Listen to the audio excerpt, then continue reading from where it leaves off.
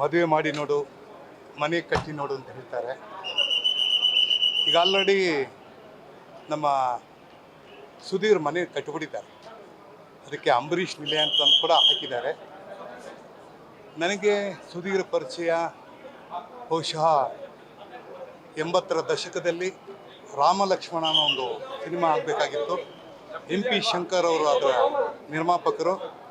ಆ ಸಿನಿಮಾದಲ್ಲಿ ನಾನು ಮಾಡಬೇಕಾಗಿತ್ತು. ಕಾರಣಾಂತರ ಆ ಪಾತ್ರ ಮಾಡುವ ಸಂದರ್ಭದಲ್ಲಿ ನಾನು ಸ್ವಲ್ಪ ಬ್ಯುಸಿಯಾಗಿದ್ದೆ. ನನಗೆ ಡೇಟ್ಸ್ ಒದಗಿ ಬರಲಿಲ್ಲ. ಆ ಒಂದು ಅವಕಾಶವನ್ನು ಪಡ್ಕೊಂಡವರು ಸುಧೀರ್ ಅವರು.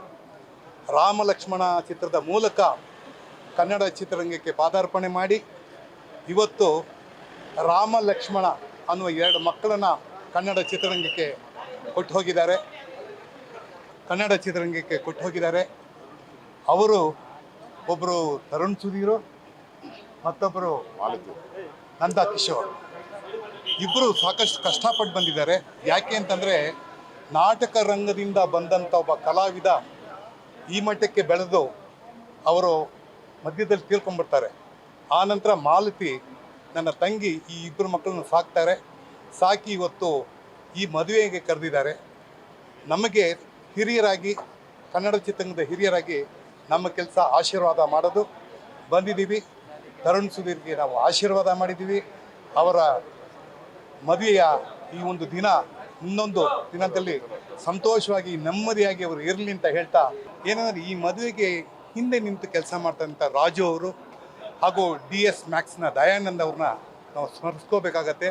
ಮತ್ತು ಈ ಚೌಲ್ಟ್ರಿಯನ್ನು ಕೊಟ್ಟಿರುವಂಥ ಸ್ನೇಹಿತರು ಕೂಡ ಈ ಒಂದು ಮದುವೆಗೆ ಸಾಕ್ಷಿಯಾಗ್ತಾರೆ.